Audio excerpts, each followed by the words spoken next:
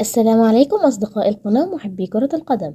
أقدم لكم في هذا المقطع موعد مباراة الأهلي وزد اف سي، وذلك في إطار مباريات الدوري المصري الممتاز ضمن منافسات الجولة الثانية. بداية نصلي على سيدنا محمد عليه أفضل الصلاة والسلام، وما تنسوش الاشتراك في القناة وتفعيل زر الجرس ليصلكم كل جديد من مواعيد المباريات العربية والعالمية. فلنبدأ.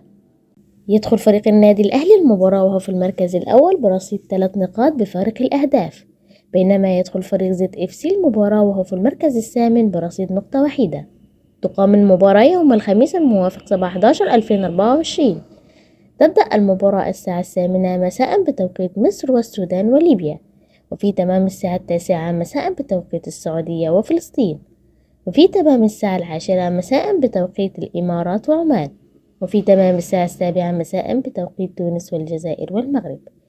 تذاع المباراة على قناة اون تايم سبورت 1 بتعليق مؤمن حسن. وفي النهاية ما تنسوش تكتبوا لنا في التعليقات توقعاتكم لنتيجة المباراة. شكرا لكم والسلام عليكم ورحمة الله وبركاته.